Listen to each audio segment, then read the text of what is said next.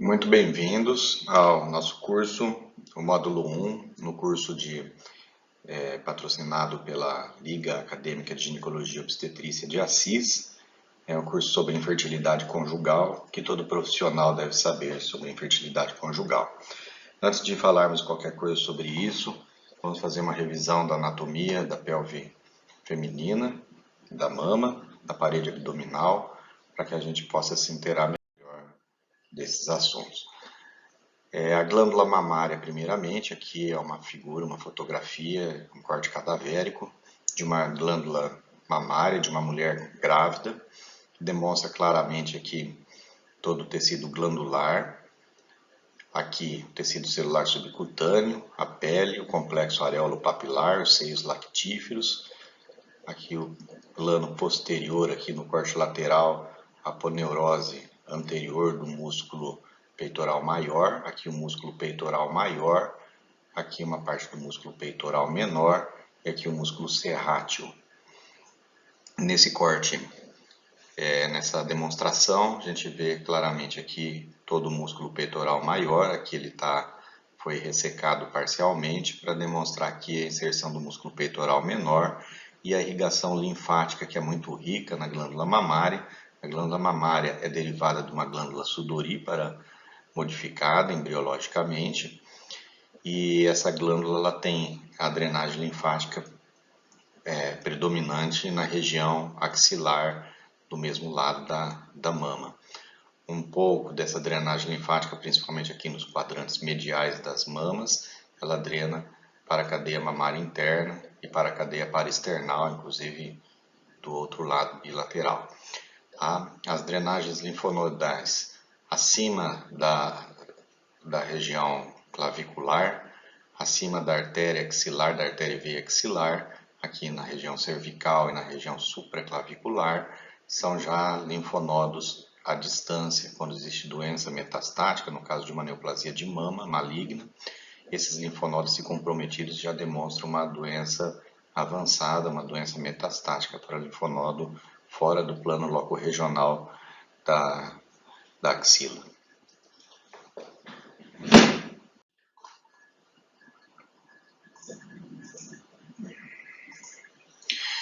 Aqui é um corte da parede abdominal, mostrando a inserção dos músculos reto-abdominais bilateralmente. Aqui ele foi seccionado em duas partes, rebatido, para mostrar a face posterior do músculo reto-abdominal. E aqui a linha arqueada, ou a linha semilunar de Douglas, tá? Que é um ponto de referência aqui nas cirurgias, porque acima dessa linha semilunar, as aponeuroses que vêm aqui dos músculos oblíquo externo, interno e transverso, elas revestem anteriormente e posteriormente o músculo reto abdominal, e aqui para baixo os três folhetos vão para cima para o folheto anterior do músculo reto abdominal. Nós vamos ver num corte aqui a seguir. Aqui mostra claramente isso.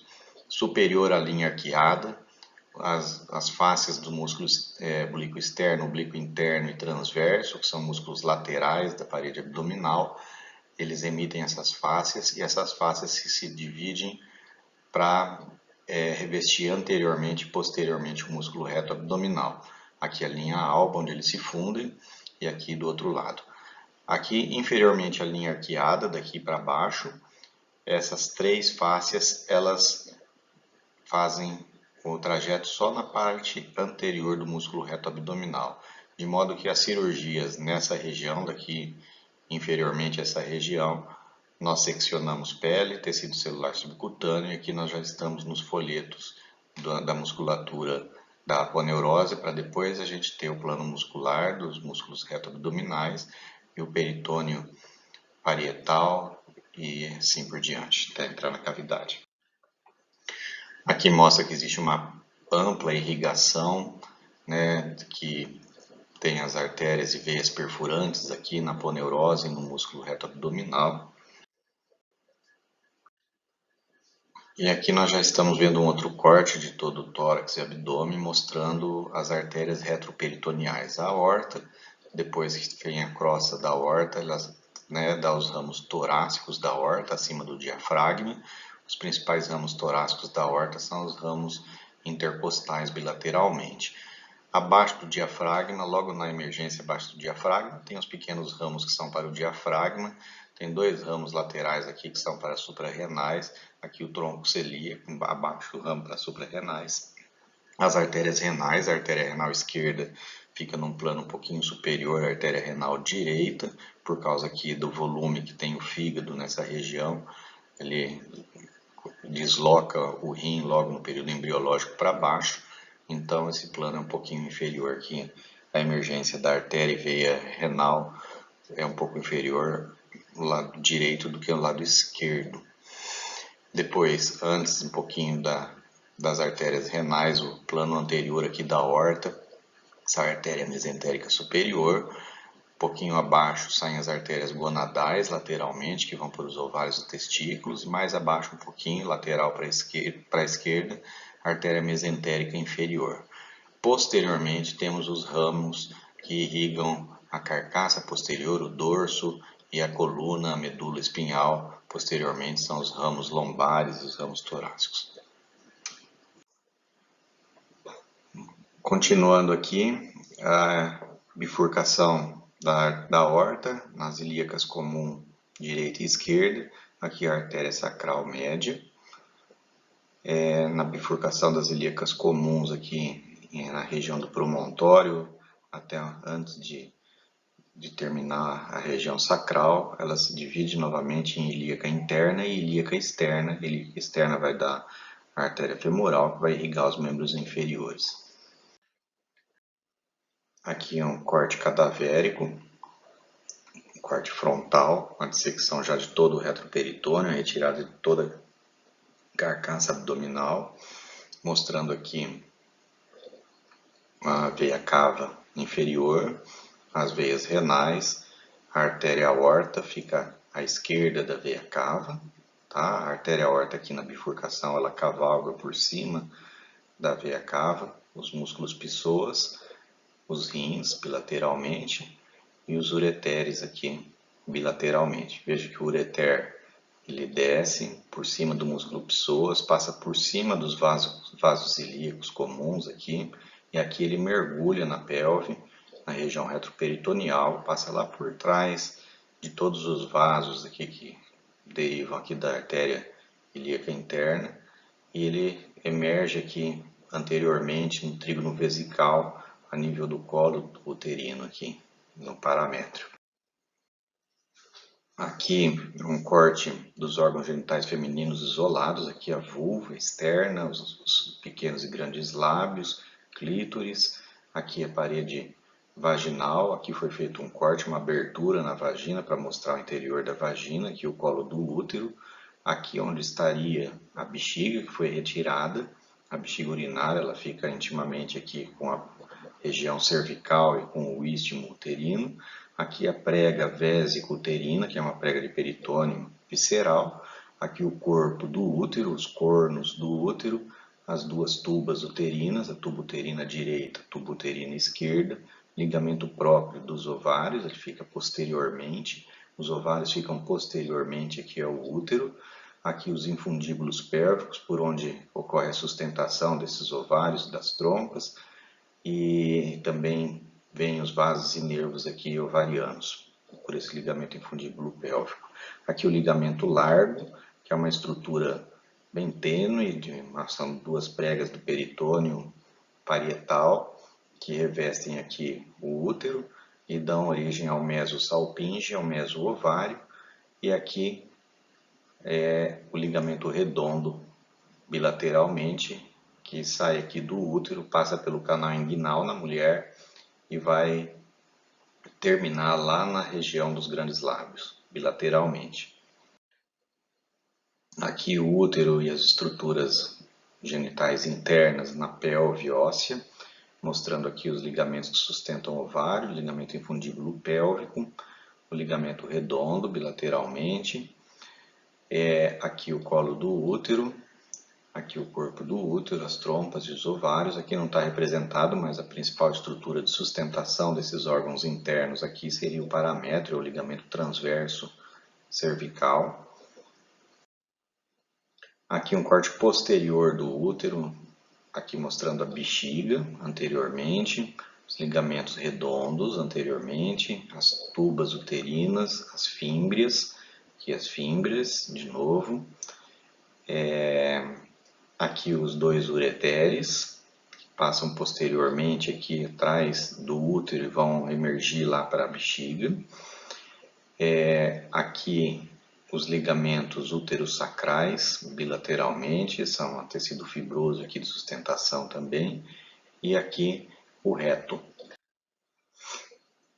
Aqui um desenho esquemático dessas mesmas estruturas mostrando a circulação do aparelho reprodutor feminino. Então existe um ramo importante que são as artérias gonadais que emergem lá diretamente da aorta abdominal e que vem aqui pelo ligamento infundíbulo pélvico nos dois ovários, faz a irrigação principalmente dos ovários e das trompas, e aqui se anastomosa com a irrigação uterina, que vem aqui, a artéria uterina é um ramo da artéria ilíaca interna, e que a artéria uterina vem aqui próximo ao colo, dá ramos para a vagina, para o colo do útero, para o útero, que se anastomosa aqui com os ramos ovarianos. E aqui embaixo ela também se anastomosa com a artéria pudenda, que é a artéria mais distal, o ramo mais distal da ilíaca interna, que vai irrigar toda a genitália externa feminina. Vejam como é a rede, isso aqui é uma arteriografia, um raio-x contrastado vascular, demonstrando toda essa rede arterial da região do vestíbulo, da região externa, da genitália, da vagina, aqui a artéria uterina bilateralmente, os ramos vaginais, as artérias uterinas aqui fazendo irrigação do útero, e aqui a circulação colateral, aqui vem a artéria ovariana bilateralmente e faz toda essa anastomose com os ramos das demais artérias. Aqui mostra a cadeia linfonodal, os linfonodos periaórticos, os linfonodos ilíacos comuns, ilíacos internos, ilíacos externos da fossa obturadora, que é o forame obturador, e os linfonodos inguinais bilateralmente. Aqui de novo mostrando uma arteriografia, mostrando toda essa rede arterial, aqui o útero, aqui a sacral média, aqui toda a rede arterial das ilíacas, dando seus ramos anteriores e posteriores. Aqui mostrando os órgãos genitais externos, aqui o prepúcio do clítoris, o corpo do clítoris, os grandes lábios, os pequenos lábios, o introito vaginal, o ósseo uretral externo, aqui o ímen, a fúrcula vaginal posterior, fúrcula vaginal anterior, corpo perineal ou períneo. Aqui demonstrando uma peça de dissecção cadavérica, reto, gordura periretal, perianal, aqui o corpo perineal, aqui as glândulas de Bartholin dissecadas, os grandes e pequenos lábios, introito vaginal, ósseo uretral, clítoris, bexiga, e aqui também os órgãos anixiais aqui e os ureteres aqui lateralmente. Aqui mais uma vez mostrando toda a estrutura do clítoris, que não se resume apenas ao corpo do clítoris, mas ela tem toda uma estrutura que emerge aqui e circunda os vestíbulos. E aqui a pelve óssea feminina, mostrando aqui que a pelve óssea feminina, o arco da pubis aqui, ele é um ângulo bem aberto, tá? No sexo masculino ele é um triângulo, é um ângulo bem fechado, que estreita aqui, né, o trajeto pélvico interno. Aqui o osso ilíaco, porção inanimada, o osso ilíaco, o osso sacral, o cóccix, a junção sacroilíaca, o promontório do sacro, a junção sacro-coccígea, a sínfise púbica, a espinha isquiática, a linha epictínea, o forame obturador, o arco pubiano, promontório do sacro, forames anteriores do sacro, espinha ilíaca anterior-superior, sínfise púbica, o ilho, pubis e o isquio, o acetábulo, o forame obturador, os ligamentos sacro-tuberoso, que saem do sacro, vai até a tuberosidade isquiática, sacro espinhoso, que saem do sacro e vai até a espinha isquiática.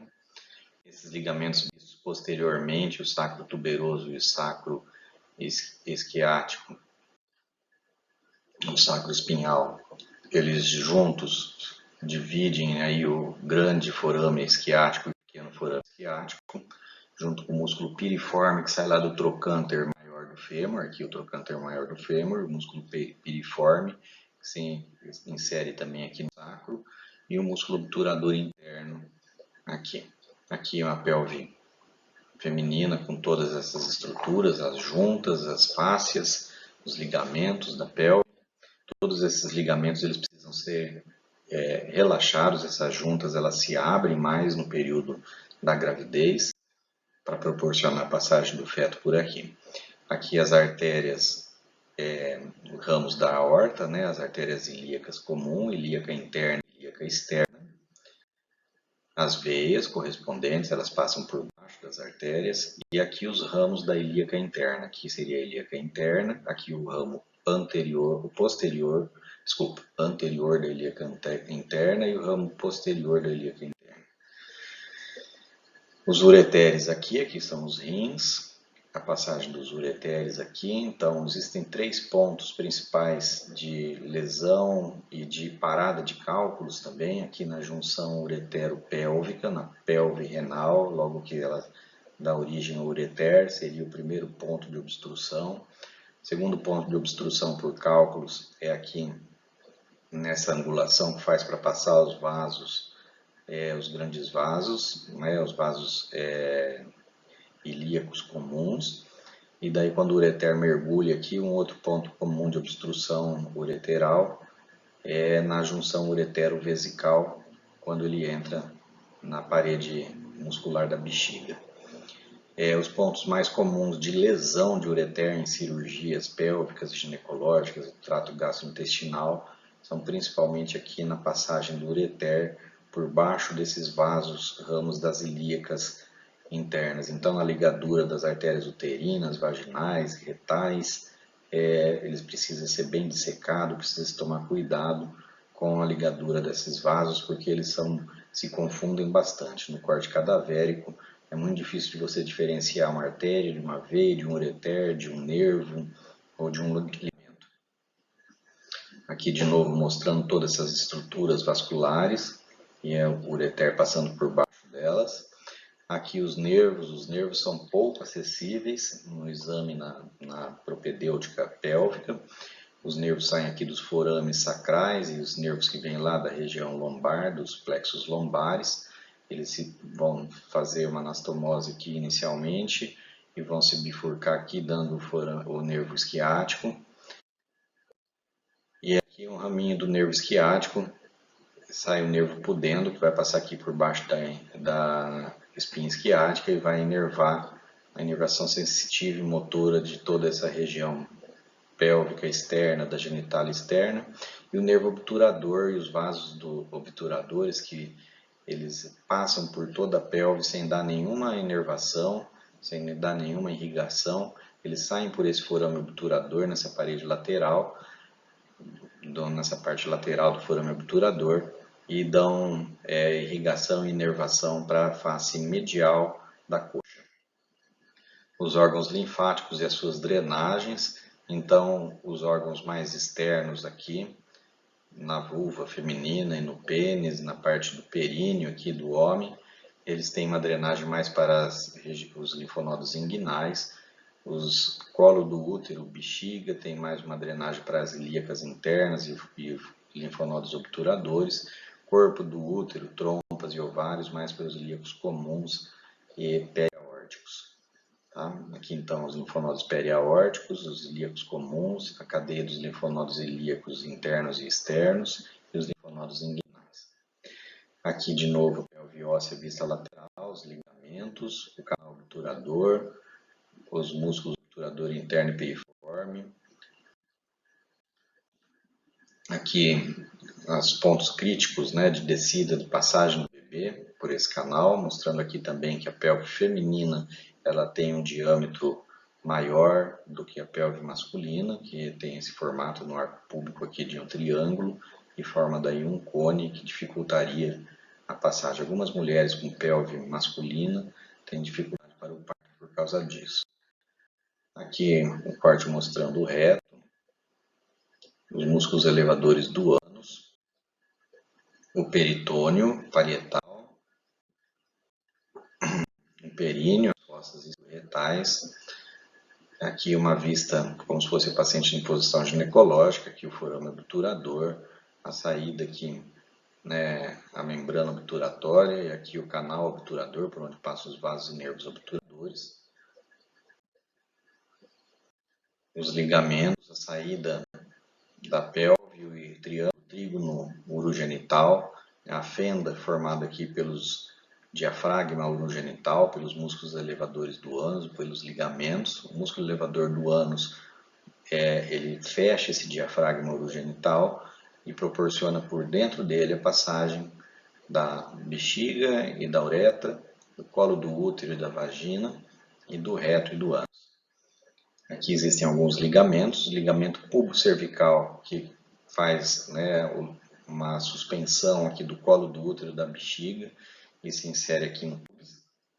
Ligamentos transverso cervical, que é o principal ligamento de sustentação do útero e dos órgãos pélvicos, e o ligamento útero-sacro, que também faz uma boa sustentação, posteriormente se insere no sacro. Aqui o diafragma pélvico, que são as porções do músculo elevador do ânus, pubococcígea, ilicoccígea e isquiococcígea. Aqui mais superficialmente a fáscia superficial do períneo, os músculos transversos do períneo, a membrana perineal, as estruturas do clítoris, mostrando que o clítoris não é apenas o corpo do clítoris, mas ele tem toda uma estrutura em volta da vulva e da vagina. Os músculos superficiais do períneo, o corpo perineal, que é onde se insere todos os ligamentos de sustentação aqui do diafragma urogenital e também os músculos de sustentação aqui, o músculo elevador do ânus. Aqui visto de cima, do interior do abdômen, como se tivesse tudo dissecado, retirado bexiga, útero e reto, aqui o reto, vagina e uretra e os músculos levantadores do ânus, fazendo todo esse revestimento do assoalho pélvico. Aqui alguns casos de prolapso, quando esse revestimento, essa sustentação do útero, essa musculatura do diafragma urogenital, ela não está perfeita. Aqui é uma anatomia normal, mostrando a uretra, sínfise púbica, bexiga, canal vaginal, colo do útero, reto, canal anal, mostrando tudo no seu devido lugar. Aqui o fundo de saco posterior, aqui o prolapso da bexiga, que nós chamamos de cistocele, quando a parede vaginal anterior ela está mais afrouxada e a bexiga, com a manobra de Valsalva, ou até às vezes mesmo sem a manobra, ela se prolapsa. Pode ocorrer também o prolapso aqui do fundo de saco de Douglas, do fórnice vaginal posterior, que é chamado de enterocele, porque dentro desse saco herniário aqui, né, ele prolapsa aqui para dentro da vagina, a mucosa vaginal posterior, junto com, e no interior desse saco herniário, a alça do intestino delgado. Quando nós temos o prolapso aqui do reto, nós temos a retocele, que é o prolapso do reto para a cavidade, para a parede vaginal posterior. E quando nós temos um prolapso genital total, tanto o reto quanto a bexiga e principalmente o colo do útero e o útero descem juntos. Aqui um prolapso genital total, mostrando aqui o colo do útero já queratinizado, ele está exteriorizado a maior parte do tempo. Aqui a parede posterior da vagina, a parede anterior da vagina, aqui a bexiga, e aqui o clítoris, e aqui a fenda vaginal anterior, fúrcula anterior. Aqui está escondido o reto, e aqui o corpo perineal também deve estar totalmente ter sido lacerado, aqui geralmente traumas de parto e grande volume abdominal também proporcionam esse tipo de prolapso. Os lábios maiores, lábios menores, monte pubiano, o prepúcio do clítoris, o vestíbulo, a vagina, a fúrcula posterior. O clítoris, que não se resume só então aqui, ele está distribuído em toda essa região vestibular e vaginal, ocupando toda a vulva, e veja a vascularização desse aparelho genital externo, feminino, masculino também. Existe um grande plexo venoso e arterial pelas veias e artérias pudendas e os nervos pudendos, que irrigam e que inervam toda essa região pélvica, proporcionando, né, para a mulher, principalmente que é submetida ao parto, uma grande recuperação logo após o parto de um trauma, de de uma reparação tecidual, às vezes até espontânea, sem necessidade de sutura, com muito pouco risco de infecção, de inflamação nessa região, mesmo que seja potencialmente contaminada. Aqui mostrando mais uma vez o clítoris, e aqui os órgãos genitais em vista lateral, mostrando o peritônio, o ligamento principal de sustentação aqui, que é o transverso cervical, diafragma urogenital, e aqui as estruturas do reto, e aqui mostrando a passagem da cabeça fetal por toda essa estrutura